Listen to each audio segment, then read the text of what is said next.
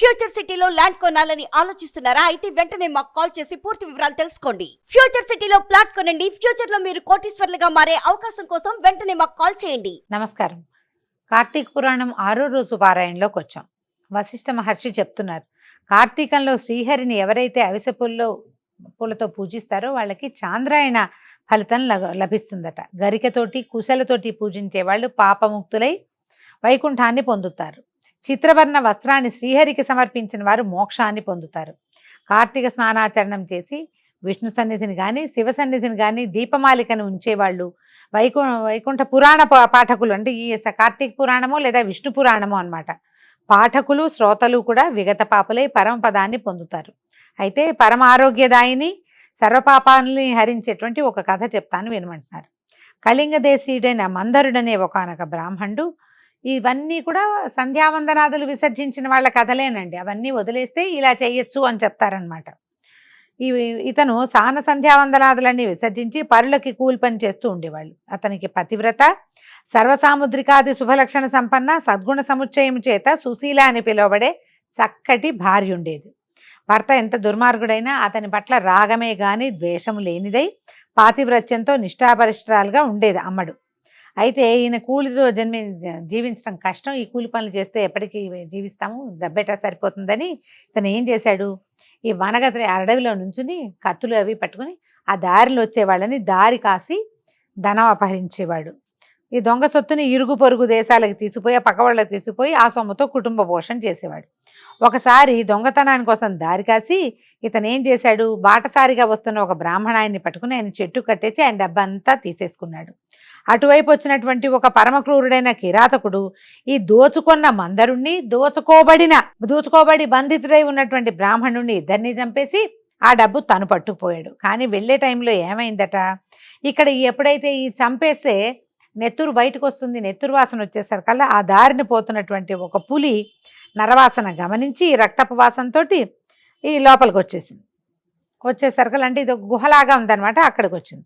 వచ్చేసరికల్లా ఏమైంది, అదేమో వచ్చి మీద పడింది. కీరాతుడేమో ఖడ్గంతో ఏదో చేయబోయాడు. ఖడ్గం దూసుకుపోయి పులి తాలూకు పంజా గట్టిగా కోరలు తగిలేసినటువంటి కీరాతుడు నలుగురు చచ్చిపోయారు. అంటే వీళ్ళిద్దరు పోయారు, ముందు ఇద్దరు చచ్చిపోయారు. వీళ్ళు నలుగురు ఏమయ్యారు, ఈ విధంగా మరణించినటువంటి మందరుడు, తర్వాత ఆ దారిలో పోతున్న బ్రాహ్మణుడు, కిరాతుడు, పులి నలుగురు కలిసి యమలోకానికి వెళ్ళి కాలసూత్రం అనేటువంటి నరకంలో పడ్డారట. యమకింకర్లు వీళ్ళని పురుగులు, అమేధ్యం అంటే పేడ విసర్జకాలు అన్నమాట, అవి ఉన్నటువంటి తడిగా ఉన్నటువంటి రక్తకూపంలో పడేశారు. నెత్తుట్లో పురుగులు ఉన్నాయి, పేడ, మానవ విసర్జకాలు అవన్నీ ఉంటాయి, అలాంటి దాంట్లో పడేశారట. ఈ భూలోకంలో ఈ అమ్మాయి మాత్రం, ఈ మందరుడి భార్య, ఆయన చచ్చిపోయాడనే సంగతి తెలియక హాయిగా నిత్యం భర్తని తలుచుకుంటూ ధర్మభర్తంతో హరిభక్తితో హాయిగా చక్కగా మంచిగా ఉండేదన్నమాట. ఒకనాడు నిత్యము నారాయణ నామస్మరణ చేసేవాడు, సర్వులయందు భగవంతునే దర్శించేవాడు, నిత్యానంద నర్తండు అయిన ఒక యతీశ్వరుడు ఇక్కడికి వచ్చాడు. వచ్చేసరికల్లా ఈ అమ్మాయి శ్రద్ధాశక్తులతో ఆయన ఫిక్స్ చేసి, అయ్యా మా ఆయన ఏదో పని మీద వెళ్ళాడు, ఇంట్లో లేడు, నేను ఒక్కదాన్నే ఉండి ఆయన కోసం చూస్తున్నానమ్మా అంటే, ఈయన బాగా ఆలోచించి ఈయన ఏమన్నాడు, అమ్మాయి నువ్వు ఆవేదన పడద్దమ్మా, ఇది కార్తీక పూర్ణిమ పర్వదినం, మీ ఇంట్లో పురాణ శ్రవణాదులు ఏర్పాటు చెయ్యి, దానికి ఒక దీపం చాలా అవసరం, దీపాన్ని తగినంత నూనె నా దగ్గర ఉంది, నువ్వు ఒక ఒత్తి ప్రమిద పట్టుకొచ్చావంటే దీపం వెలిగించచ్చమ్మా అన్నాడు. ఈ అమ్మాయి ఒప్పుకొని ఏం చేసింది, ఆ చిన్న గుడిసెలో ఉన్నారు, చక్కగా గోమయంతో ఆవు పేడతోటి ఇల్లంతా చక్కగా అలికి పంచవర్ణాలతోటి ముగ్గులు పెట్టి పత్తిని శుభ్రం చేసి 2 ఒత్తులు చేసి ఆయన ఇచ్చిన నూనెని తన ఇంట్లో ఉన్న ఒక పాత ప్రమిదలో పోసి ఈ ఒత్తులు 2 వేసి చక్కగా వెలిగించి ఆ ప్రమిదని, ఆ దీపాన్ని విష్ణువుకి సమర్పించింది. ఆయన విష్ణువుని పూజించి పురాణ పఠనం మొదలు పెట్టుకున్నాడు. ఈ అమ్మాయి ఏం చేసింది, చుట్టుపక్కల ఇళ్ళ వాళ్ళందరికీ వెళ్ళి అన్నిళ్ళకి మా ఇంట్లో పురాణ శ్రవణం చేస్తున్నారు ఒక యతీశ్వరుడు, మా ఇంటికి రారండమ్మా అని పిలిచింది. అందరూ వచ్చారు, కొంతమంది ఆసక్తి ఉన్న వాళ్ళు. ఈ అమ్మాయి చాలా శ్రద్ధాళువుగా చక్కగా ఈ పురాణ శ్రవణాన్ని చేసింది. ఆమెకు శుభాశీస్సులు అందించి యతీశ్వరుడు వెళ్ళిపోయాడు. నిరంతరం హరిసేవంతో ఈమె ఇంకా భర్త వస్తే వస్తాడు, లేకపోతే లేదనుకుందో ఏమో పాపం, జ్ఞానిగా తదుపరి ఎప్పటికో కాలధర్మాన్ని చెందింది. తక్షణమే శంఖచక్రాంకితులు, బాహువులు కలిగిన వాళ్ళు, పద్మాక్షులు, పీతాంబరధారులు అయినటువంటి విష్ణుదూతలు మన సుందర మందారాది సుమాలతోటి ఎంతో అద్భుతంగా అలంకారం చేసినటువంటి దివ్య విమానాన్ని తెచ్చి ఆ సుశీలను తీసుకుపోయి అందులో కూర్చోబెట్టి ఆ విమానాన్ని తీసుకెళ్తున్నారు. ఈవిడ వెళ్తున్న దారిలో నరకం మీదుగానే వెళ్తుందట వైకుంఠానికి దారి. ఆ నరకంలో బాధలు పడుతున్నటువంటి 3 జీవులతో కలిసి బాధలు పడుతున్న తన భర్తను చూసి సరే అంటే ఖచ్చితంగా భర్తను గుర్తుపట్టేసింది అమ్మడు. గుర్తుపట్టి ఆ విమానాన్ని ఆపించి ఎందుకు నాయనా ఇక్కడ బాధపడుతున్నాడు అని విష్ణు పార్షదులను అడిగితే వీళ్ళు ఏం చెప్పారంటే, ఈ మందరుడు విప్రకుల సంజాతుడే కానీ వేదాచారాలు విసర్జించాడమ్మా, అతను చేయవలసిన పని చేయలేదు, వేరే వాళ్ళు చేయాల్సిన పని చేస్తున్నాడు. దాంతోపాటు ఆ ఉన్న బ్రాహ్మడేమో మిత్రద్రోహి, మిత్రుని చంపి అతని సంపద తీసుకుపోతూ ఉండగా మీ ఆయన ఆపి వాడిని పట్టుకున్నాడు. ఈ కిరాతుడేమో వీళ్ళిద్దరిని చంపి తను తీసుకోబోయాడు. వీళ్ళందరినీ చంపేసింది పులి. అయితే వాళ్ళిద్దరిలో ఇద్దరిని ఒకటి చంపాడు, వాడినేమో పులి చంపింది. ఈ పులేమో పూర్వజన్మలో ద్రావిడ బ్రాహ్మణుడై ఉండి ద్వాదశి నాడు భక్ష్యాభక్ష్య విచక్షణ రహితుడై తను చేసినటువంటి తైలాధిక భోజనాదుల వల్ల నరకాన్ని పొందాడు. అంటే ఏకాదశి నాడు ఉపవాసం ఉండి ద్వాదశి నాడు కొన్ని విసర్జకాలు అంటే కొన్ని రకాలు తినకూడదని లెక్క ఉంది. ఆ లెక్క ప్రకారం తినకుండా అతను ఆ భక్షణం చేయటం వల్ల అతను కూడా నరకాన్ని పొందాడు. తర్వాత పులిగా పుట్టాడు. వీళ్ళతోటి గొడవతోటి ఈ కిరాతుడితో వచ్చిన గొడవలో అతను కూడా నరకాన్ని చేరాడు. ఈ నలుగురి నరకయాతనకి కారణం ఇదేనన్నాడు.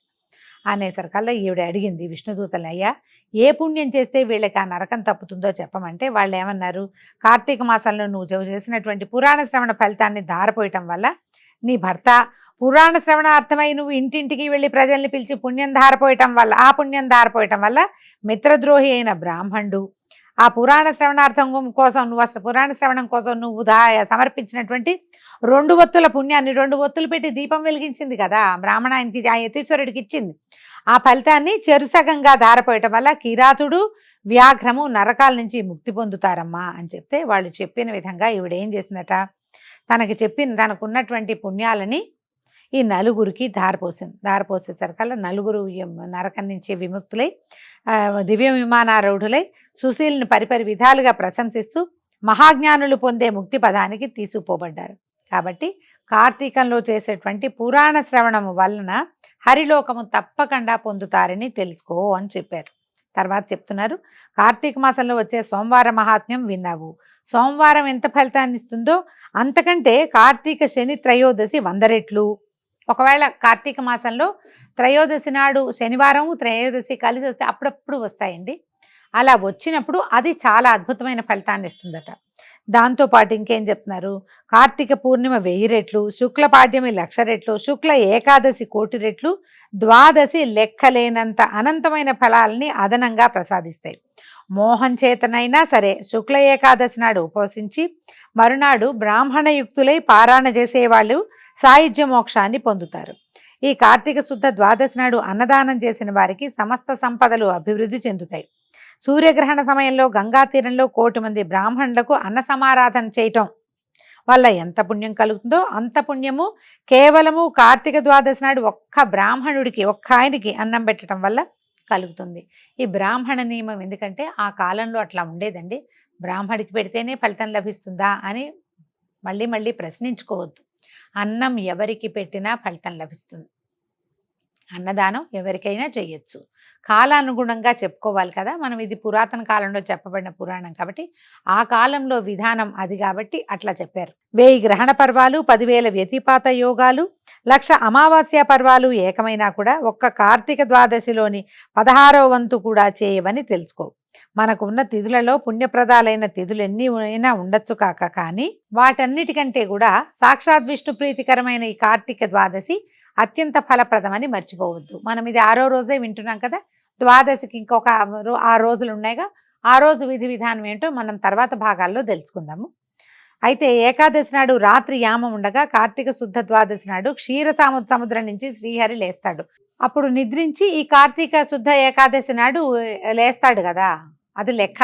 అయితే అందుకని ద్వాదశి చాలా విశేషమైందని చెప్తారనమాట. శయన ఏకాదశి నుంచి ఉత్థాన ఏకాదశి దాకా ఉన్న 4 నెలల్ని మనము చాతుర్మాస్య దీక్షగా యతులు ఋషులు వాళ్ళంతా పాటిస్తారు. మనలో కూడా కొంచెం పెద్దవాళ్ళు పాటిస్తారనుకోండి, అవకాశం ఉంటే చేస్తాము. లేకపోతే దీన్ని ఇట్లా చేయొచ్చు. దీన్ని ఈ రోజుని హరిబోధిని ద్వాదశి అని చెప్తారు.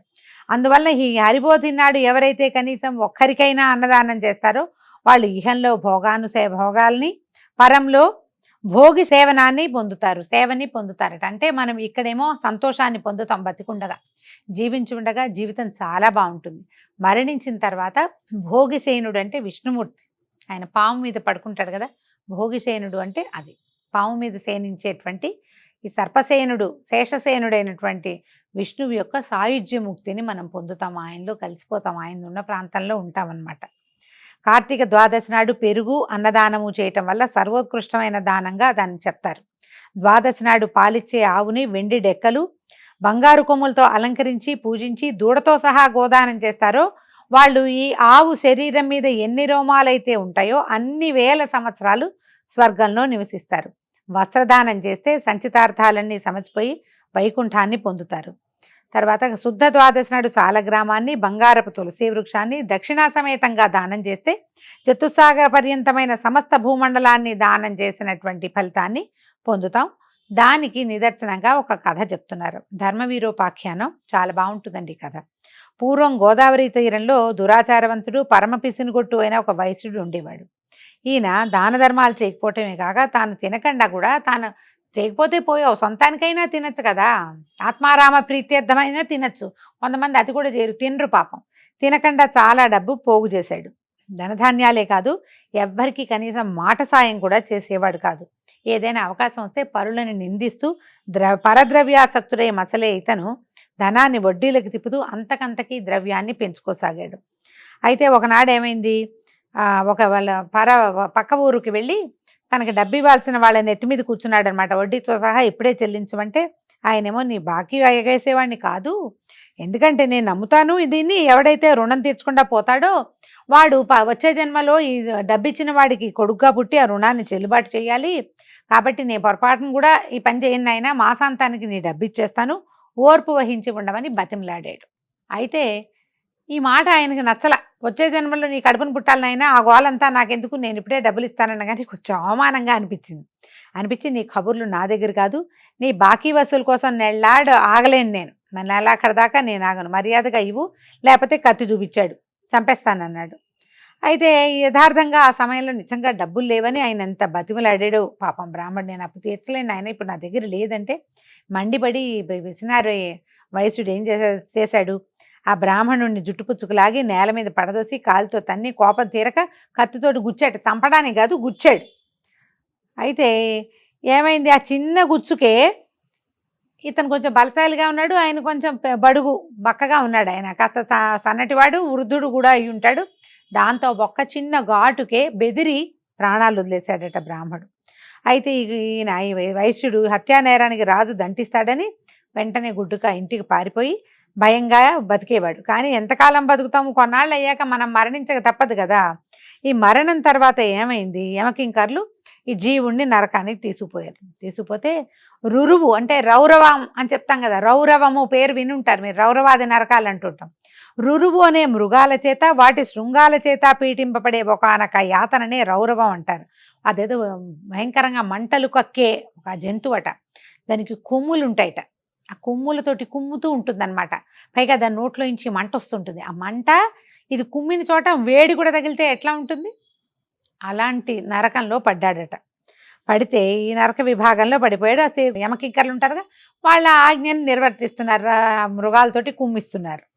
ఈ భూలోకంలో ఈ లుబ్ధ వయస్సుని యొక్క కుమారుడు ధర్మవీరుడు అనేవాడు ఉండేవాడు. అయితే వీడు పరోపకారి, మహాదాత, తండ్రి బాగా దాచిపెట్టాడు, వీడు దానపరుడుగా ఉండేవాడు. పిత్రార్జితమైన అగణిత ధనరాశులతో ప్రజాశ్రేయస్సుకై చెరువులు నూతులు తవ్వించి తోటలు వేయించి వంతెనలు కట్టించి పేదలకు వివాహోపనయనాదులు చేయిస్తూ యజ్ఞయాగాది క్రతువులు క్షుత్పీడితులకు తరతమ భేదరహితంగా అన్నదానాల్ని చేస్తూ మహాధర్మాత్ముడుగా పేరు పొందాడట. తండ్రి అంతా పిసినారివాడేమిటో, కొడుకు ఇంత ఖర్చుదారి మనిషి ఏమిటో, మరి అలా జరిగింది. ఒకనాడు ఈ ధర్మవీరుడు విష్ణు పూజ చేసే సమయానికి త్రిలోక సంచారిగా ఉన్నటువంటి నారదుడు ఇక్కడికి వచ్చాడు. ఇది చూసేసరికల్లా ధర్మవీరుడు ఈయనకి దండం పెట్టాడు. రండి అన్నాడు, అర్ఘ్యం పాద్యం ఇచ్చాడు. మీరు భూమికి రావడము మా ఇంటికి రావడం చాలా సంతోషంగా ఉంది, నువ్వు చెప్పు నాయన, నువ్వు ఆజ్ఞాపించు, నువ్వేం అడిగితే అది చేస్తాను, ఏం చెప్తే అది చేస్తానంటే ఈయన చిరునవ్వుల్లో నవ్వుతూ ఏమన్నాడు, నాయన నువ్వు నాకేం చెయ్యాలయ్యా, నాకేం అక్కర్లేదు. అయితే ఈరోజు కార్తీక శుద్ధ ద్వాదశి, శ్రీ మహావిష్ణువుకి అత్యంత ప్రియతమైన రోజు. ఈ రోజున చేసేటువంటి స్నాన దాన జపతప ప్రభృతి కార్యాలన్నీ కూడా విశేషమైన ఫలితాన్ని ఇస్తాయి. ఈ సూర్యుడు తులారాశిలో ఉండగా వచ్చినటువంటి ఈ ద్వాదశి నాడు ఎవరైతే ప్రాతస్నాతులై పొద్దున్నే స్నానం చేసి సాలగ్రామం దానం చేసేవాళ్ళు, దరిద్రులు కానీ, ధనికులు కానీ, యతులు కానీ, వానప్రస్థులు కానీ, బ్రాహ్మణ క్షత్రియ వైశ్య శూద్ర స్త్రీజనులు ఎవరైనా సరే జన్మజన్మాంతర కృత పాపాలు దహింపజేసుకున్న వాళ్ళు అవుతారు నాయన. ఇంకో ముఖ్యమైన విషయం చెప్తాను విను. మీ నాన్న మరణించిన తర్వాత యమలోకంలో పడరాని పాటలు పడుతున్నాడు. అతనికి నరకబాధ విముక్తిని కల్పిద్దు కానీ వాళ్ళ ద్వాదశి కదా, సాలగ్రామ దానం చేయమన్నాడు. అయితే చెప్పిందంతా విని నవ్వాడు. మా నారద మునీంద్ర, మా నాన్న పేరు మీద గో భూ తిల సువర్ణాది దానాలు ఎన్ని చేశానో వాటి వల్ల వేటి వల్ల వెలువరించని అంటే వీడని నరక బాధ కేవలం సాలగ్రామం అనే పేరున్న ఈ రాతిని దానం చేస్తే అవుతుందా? అయినా సాలగ్రామం అనే రాయికి ఎందుకు పనికొస్తుంది? రాయి అది తినడానికి పనికిరాదు, అలంకారానికి నవరత్నాల్లోది కాదు, ఏ రకంగానూ ఎవ్వరికీ ఎందుకు పనికిరాని దాన్ని నేను ఎందుకు దానం చేయాలి? రాతి దాతకి కీర్తి ఉండదు, ఆ దానం పట్టిన వాడికి సుఖం ఉండదు, కాబట్టి నేను సాలగ్రామ దానం చెయ్యను అన్నాడు. సాలగ్రామం గుండ్రంగా కనపడుతుంది, రాయిలాగా ఉంటుంది. దాని ప్రత్యేకత, దాని మహాత్మ్యము, దాని మహత్తు, దాని శక్తి తెలిసినవాడు తెలిసినట్టుంటాడు, తెలియని వాడికి అది రాయిగానే ఉంటుంది. ఏదైనా అంతే కదా. అయితే నారదుడు ఎంత అనునయంగా చెప్పినా ధర్మవీరుడు తన మూర్ఖత్వాన్ని వదల సాలగ్రామ దానానికి ఒప్పుకోలేదట. సరే, నారదుడు వెళ్ళిపోయాడు. కొంతకాలానికి ధర్మవీరుడు మరణించాడు. గౌరవనీయుడు సర్వహితాత్ముడు అయినటువంటి పెద్దవాడి మాట, నారదుడి మాట విననందుకు పాటించని పాపానికి సాలగ్రామ దానం చేయనని నిరాకరించటం వలన నరకగతుడై అనంతరం 3 సార్లు పులిగాను, 3 సార్లు కోతిగాను, 5 సార్లు ఆబోతుగాను, 10 పర్యాయాలు స్త్రీగాను జన్మించి వైధవ్య బాధని పొందాడు. పునః 11వ జన్మలో ఒక యాచకుని పుత్రికగా జన్మించవలసి వచ్చింది. పూరాకర్మ వల్ల వివాహం అవగానే పెళ్లి కుమారుడు మరణించాడు. ఒకనగానొక్క కూతురికి జరిగినటువంటి ఈ వైధవ్యాన్ని కలిగింది దాన్ని చూసి చింతించి యాచక బ్రాహ్మణుడు, ఆయన కొంచెం యాచకుడు అయినప్పటికీ మంచి జ్ఞాన దృష్టి కలిగినవాడు. ఈయన తన కూతురి పురాకర్మను గతపాప ఫలాన్ని తెలుసుకున్నవాడే ఆమెకి సవిస్తరంగా విషయం చెప్పి కార్తీక సోమవారం నాడు వేదోక్త విధిగా జన్మజన్మార్జిత పాపనాశకమైన సాలగ్రామ దానాన్ని చేయించాడు. ఆ పుణ్యఫలావాప్తి వలన మరణించిన పెళ్లి కొడుకు పునర్జీవితుడయ్యాడు. ఆ దంపతులు ఇహస్య జీవితాన్ని ధర్మకామ సౌఖ్యాలతో కలిపి కాలాంతరంలో స్వర్గాన్ని చేరి పుణ్యఫలానుభవ వ్యాప్తులయ్యారు. తదుపరి ధర్మవీరుడు 23వ జన్మగా ఒక బ్రాహ్మణుని ఇంట శిశువుగా పుట్టి పూర్వజన్మలో చేసిన మహత్వపూర్వక సాలగ్రామ దాన పుణ్య విశేషం వలన జ్ఞాని అయి ప్రతివర్ష ప్రయుక్త కార్తీక సోమవారము పర్వదినాలలో సాలగ్రామ దానాన్ని ఆచరిస్తూ ఆ పుణ్యఫలముగా మోక్షప్రాప్తుడయ్యాడు. ఇతగాడి సాలగ్రామ దాన మహాపుణ్యం వలన రౌరవగతుడైనటువంటి ఇతని తండ్రి కూడా నరకం నుంచి విముక్తుడయ్యాడు. కాబట్టి జనక మహారాజా, కార్తీక మాసంలో సాలగ్రామ దానం చేత విష్ణువు సంప్రీతుడై విశేష పుణ్యాన్ని కల్పిస్తాడని ధ్రువపరుచుకో. ఎంతటి పాపానికైనా సరే కార్తీక మాసంలో సాలగ్రామ దానం చేయటమే సర్వోత్తమమైన ప్రాయశ్చిత్తం. ఇంతకు మించిన ప్రాయశ్చిత్తం మరొకటి లేదు అంటంలో ఎంత మాత్రము అతిశయోక్తి లేదు అన్నాడు. అయితే ఈ సాలగ్రామ దానము ఇవి ఎలా చేయాలి అని చాలామంది అడుగుతారండి. దీనికి మన పురోహితులు ఎవరైనా, మనం ఇంట్లో సత్యనారాయణ వ్రతాలకి, పెళ్ళిళ్ళకి, శుభకార్యాలకి పిలుచుకుంటాం కదా, వారిని ఎవరినైనా సంప్రదిస్తే వారే సాలగ్రామాన్ని తీసుకొస్తారు. మనం కొంత ధర చెల్లించి సాలగ్రామాన్ని తీసుకుని సమంత్రకంగా దానం చేసుకోవచ్చు. లేదా ఎక్కడి నుంచైనా ఈ మన నేపాల్ ఆ వైపు నుంచి దొరుకుతాయండి కొన్ని పూజా సామాగ్రి స్టోర్స్లో కూడా. అవకాశం ఉంటే తెప్పించుకోండి ఒక సాలగ్రామాన్ని.